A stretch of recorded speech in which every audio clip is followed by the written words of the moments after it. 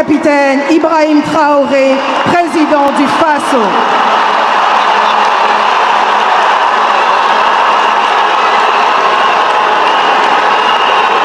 Monsieur Mouron, vice-président. A very good morning, good afternoon, good evening from wherever you're watching us from. This is Awaken Africa, and I'm your host, Bemu. So, I think by now everyone knows or has ever heard of the things that Ibrahim Traoré has been doing, and this is someone that has been really engrossed in making sure that things are working in his country, and people have nicknamed him IB even after him receiving threats here and there. People the Western powers trying to trash him, but Captain Ibrahim Traoré of Burkina Faso, his burgeoning influence across Africa, and they exemplified by the overwhelming positive reaction that he's receiving across the continent in events despite his absence or presence. And in contrast, Traoré's popularities and actions such as the expelling of foreign troops and prioritizing national resources with the passive disconnect and traditional approaches of other African leaders. So Traoré has received tremendous love from left, right, and center. He embodies a new vision for African leadership and compelling other leaders to adapt or the risk of being overshadowed by his impact. And with the recent events that happened in Gabon during the inauguration of their president, their new president who came into power to put an end to the ruling of Gabon by the Bongo family. So the crowd in the stadium went crazy. They wanted, especially the youth, they wanted to see Captain Ibrahim Traoré himself, but his chair was empty, and behind his chair it was occupied by his prime minister. He had sent his prime minister, so people were going crazy. They wanted to see this Traoré guy himself.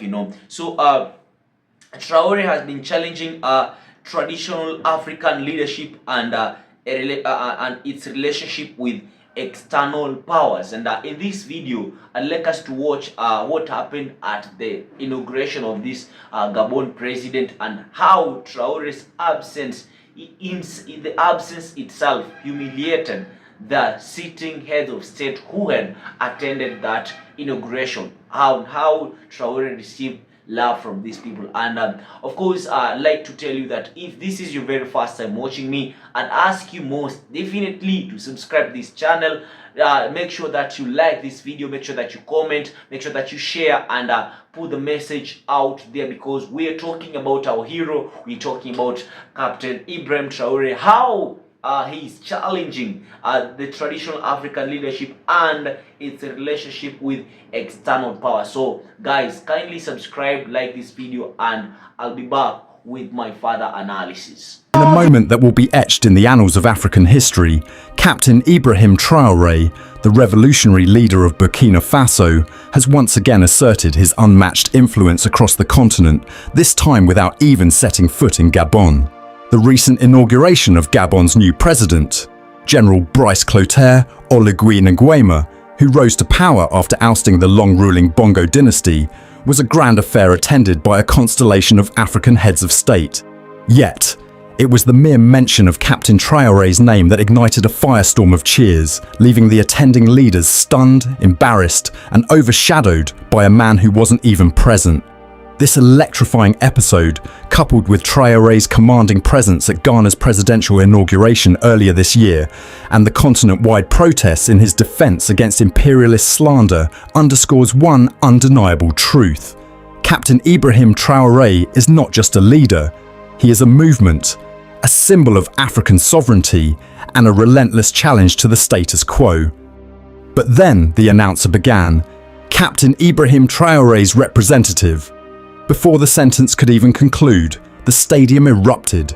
For over a minute, the crowd's roar was deafening, Chants of "Traoré, Traoré" reverberated through the arena, drowning out all else.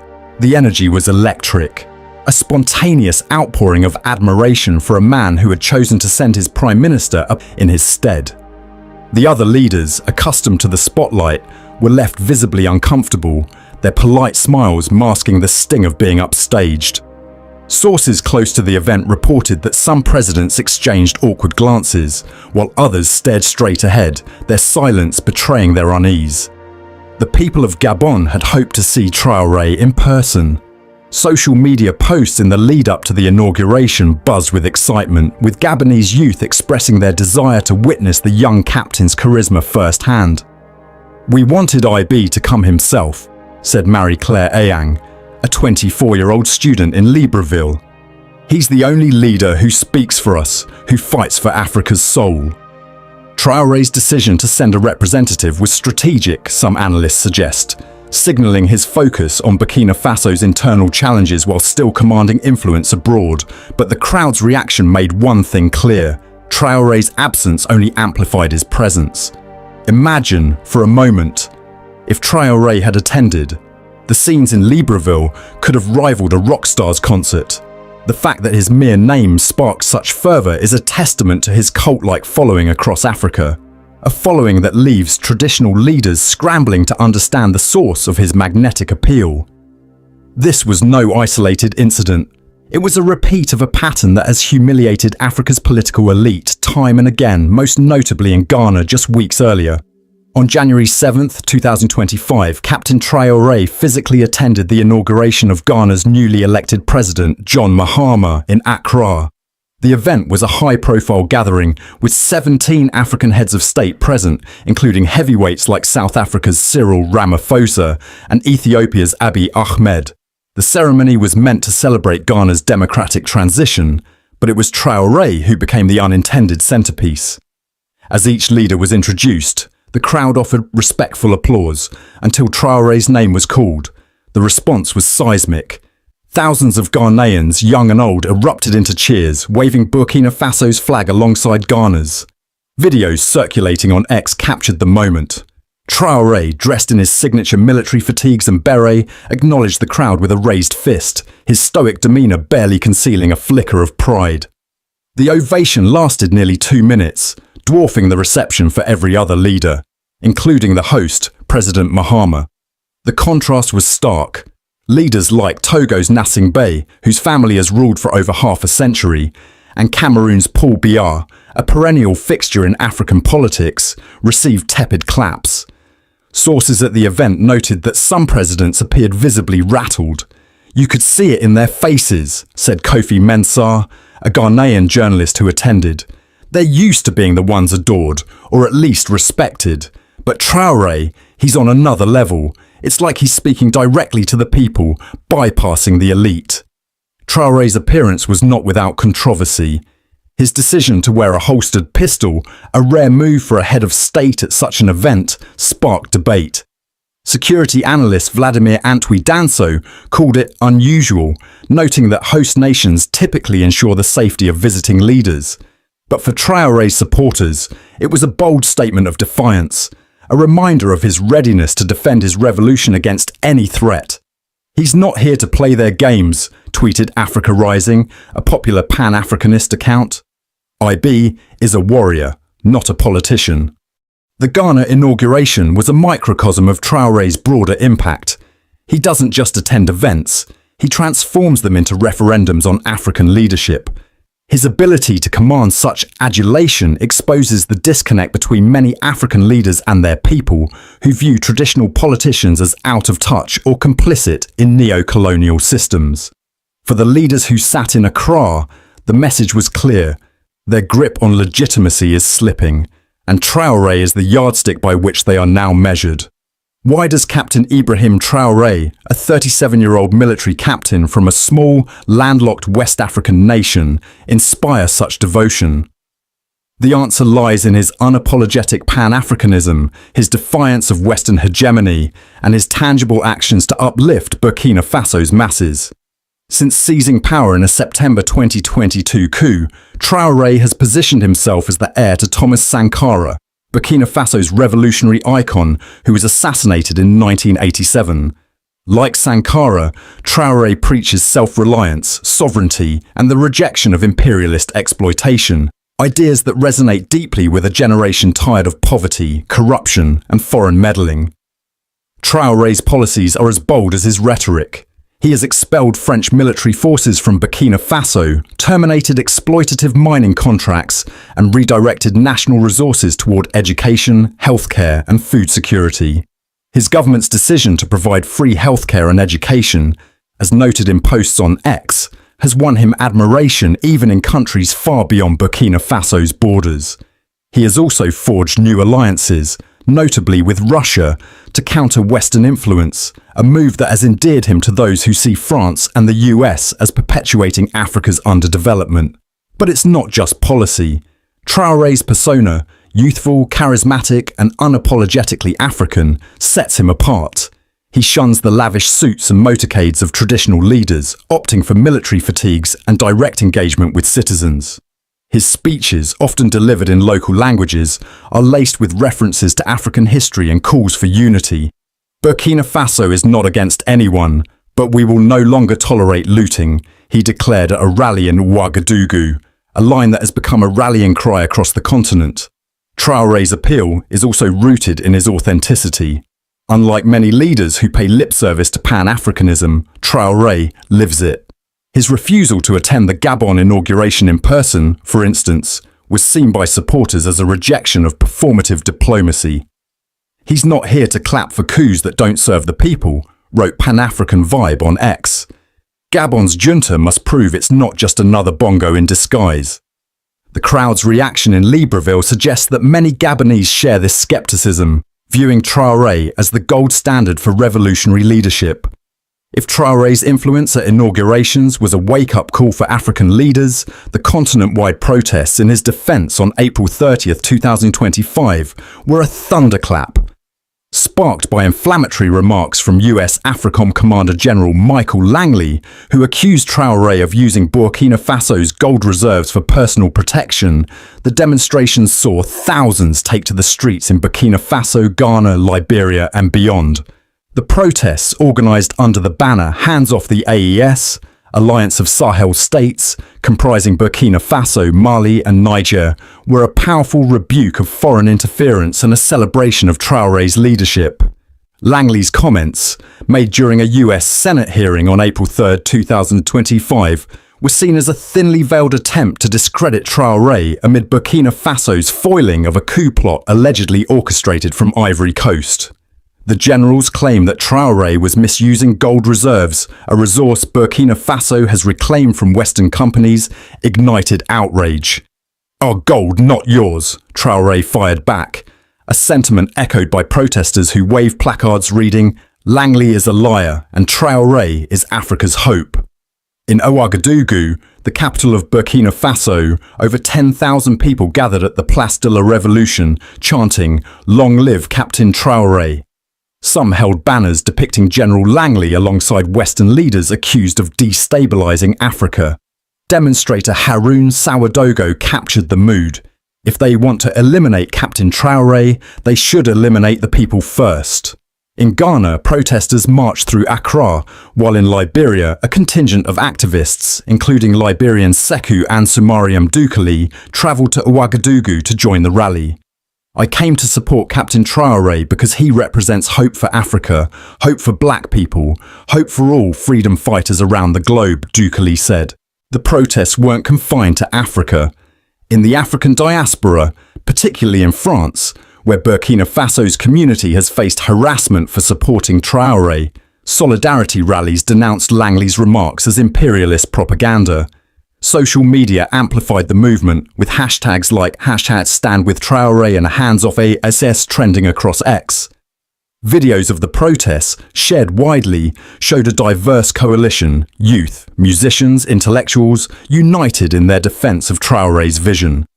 What made these protests a shocker to African leaders was their scale and spontaneity. No other African leader has inspired such a coordinated cross-border outpouring of support. Presidents like Ivory Coast's Alassane Ouattara, accused of sheltering coup plotters, and Benin's Patrice Talon, alleged to host French bases, face sharp criticism from protesters who see them as complicit in Western efforts to undermine Traoré. The demonstrations exposed a growing divide. While some leaders cling to old alliances with the West, Traoré's popularity signals a shift toward a new, uncompromising African identity.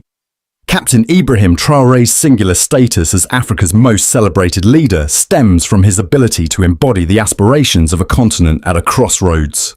At 37, he represents a generation that has grown up witnessing the failures of post-independence governance, corruption, debt traps, and foreign domination.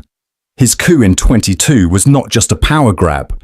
It was a response to the Burkinabe people's demand for change, fueled by the government's inability to curb jihadist violence that has displaced millions and killed thousands. Traoré's leadership is defined by action. His expulsion of French troops, rejection of the CFA franc, and nationalisation of key industries have made Burkina Faso a laboratory for African sovereignty.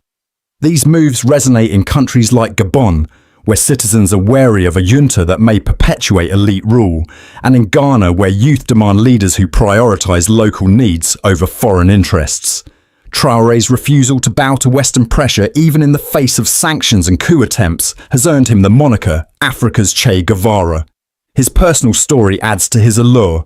A shy schoolboy turned special forces captain, Traoré's rise from obscurity to global icon mirrors the dreams of millions of African youth. His military background, including counter-terrorism missions in northern Burkina Faso, gives him credibility as a leader who understands sacrifice.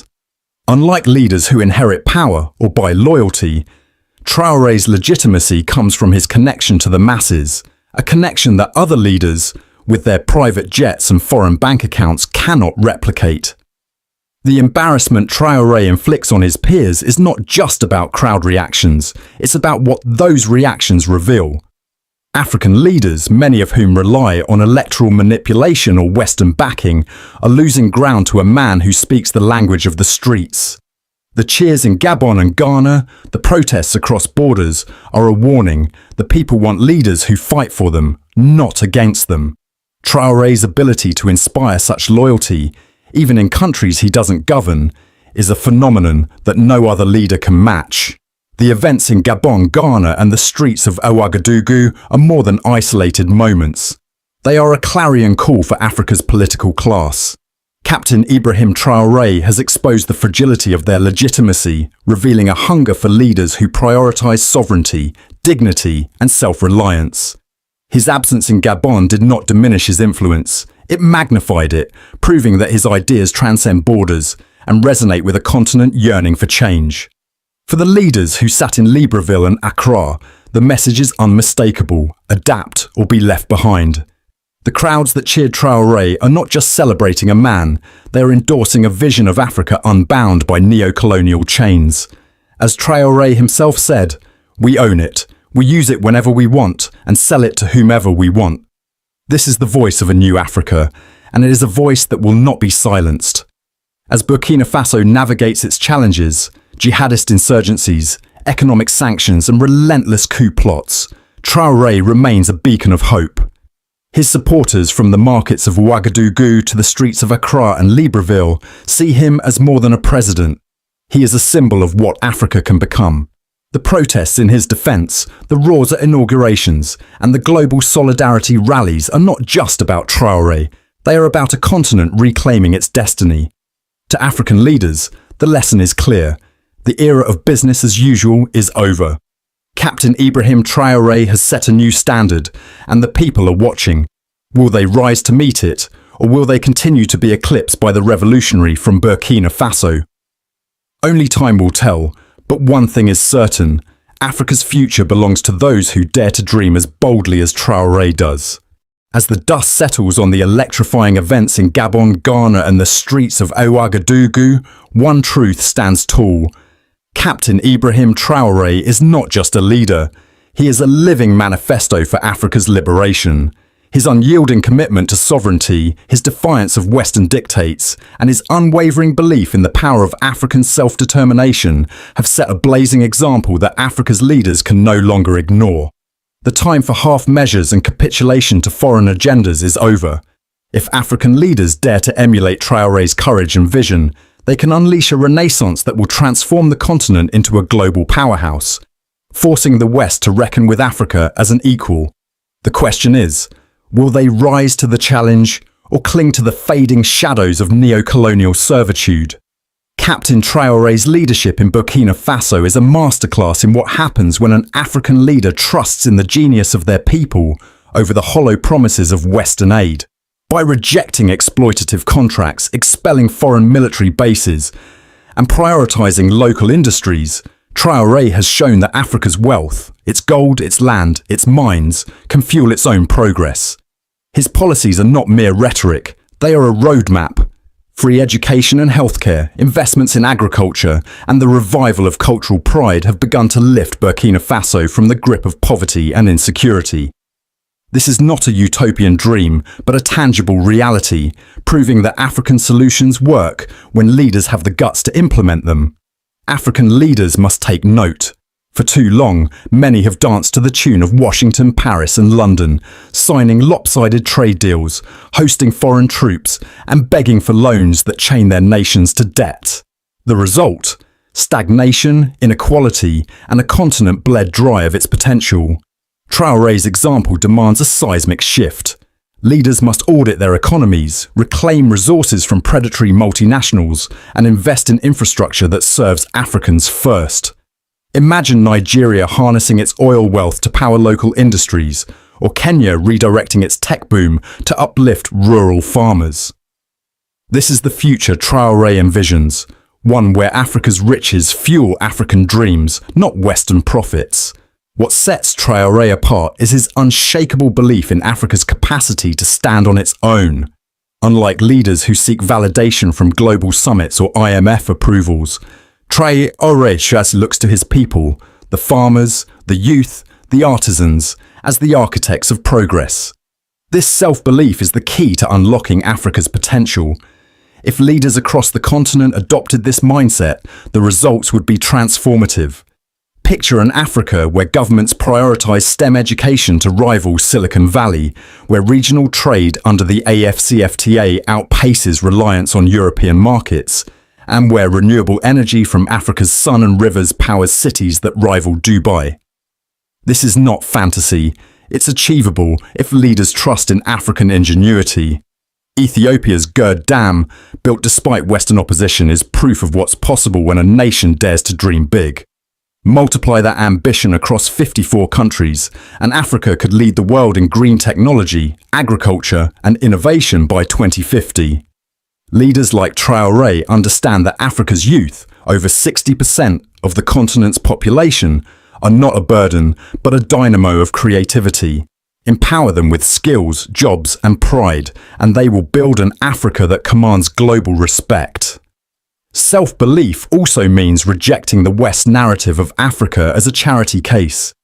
Leaders must stop attending donor conferences with outstretched hands and instead negotiate as equals. Traoré's alliances with Russia and China, while not perfect, show that Africa can choose its partners based on mutual benefit, not submission.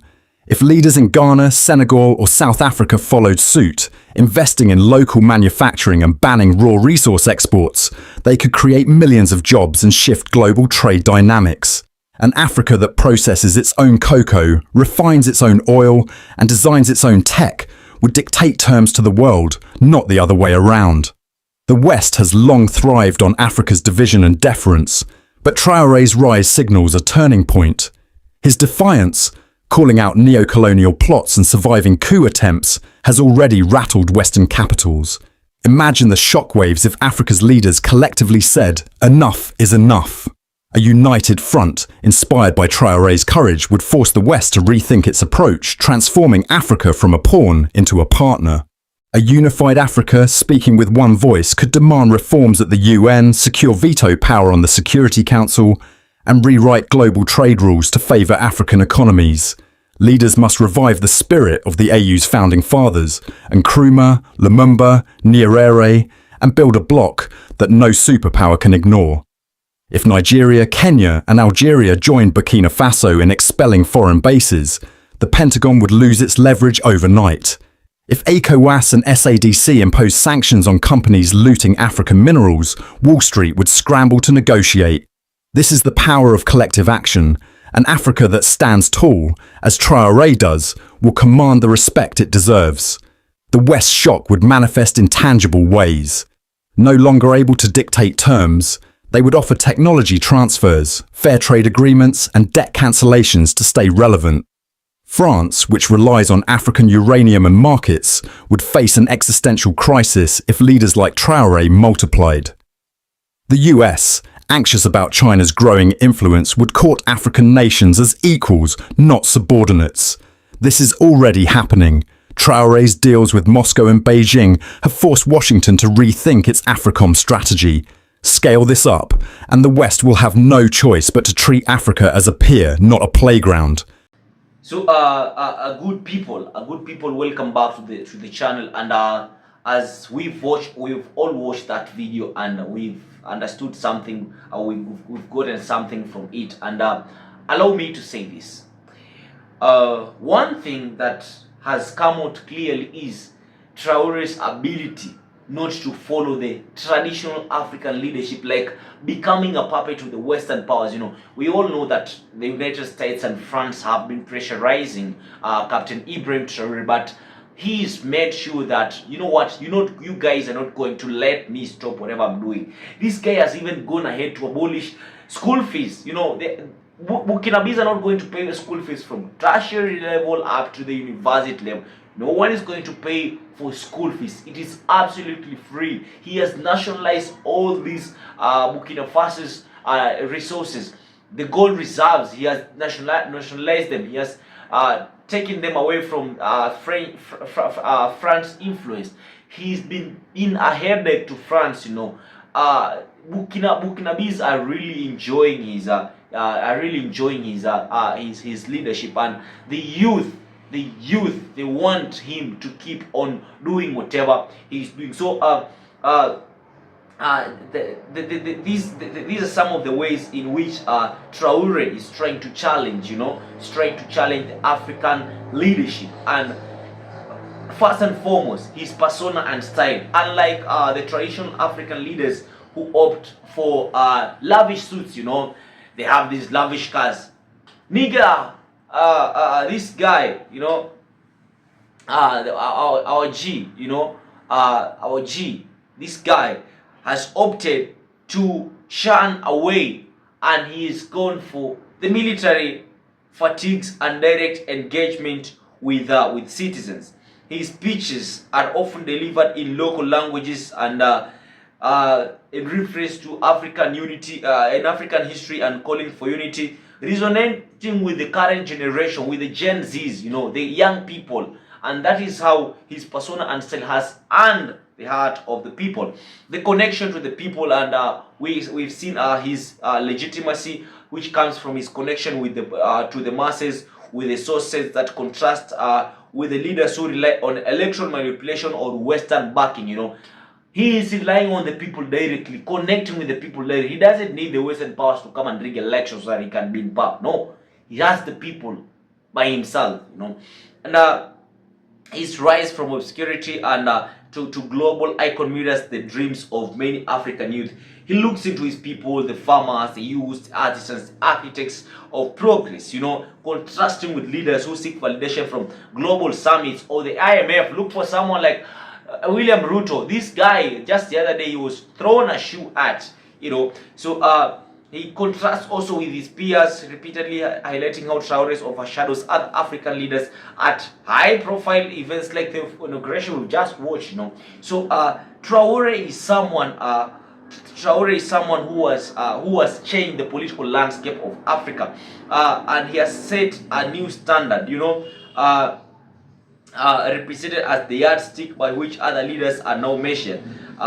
His leadership is seen as embodying the aspirations of a continent at a crossroads, representing a generation that has witnessed the failures of post-independence governance, corruption, debt traps, and foreign domination.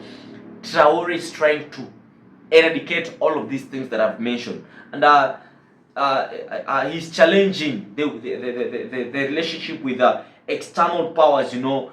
He's defying Western hegemony and imperialism. We've seen how these people, they feel pissed off. Emmanuel Macron of France, Donald Trump of the United States of America. These are people who feel threatened by Ibrahim Traoré himself. So Ibrahim Traoré is, as I've seen earlier, is reclaiming the national resources and nationalizing them, you know, towards education, healthcare, food security, and his government reclaim gold reserves from Western companies. He's forging new alliances with countries like Russia. He's deals with Moscow, Beijing. You know, he has rebuked foreign interferences, and Traoré is just doing a tremendous job. I don't know what you guys think about this video, but I'll most definitely ask you to tell me what you think in the comments. So, guys, leave a reply. Let us talk about this thing. Let us talk about this message. Don't forget to like. Don't forget to subscribe. Don't forget to push this video to as many people as possible. When you like it, of course, the algorithm will be favorable to me. Guys, thank you for watching me, and I hope to see you in my next video. This is Awaken Africa. This is where we speak matters Africa, politics, economics, love, religion, love, spirituality, and everything that matters African people. I've been your host, Bemu. This is Awaken Africa. Peace out.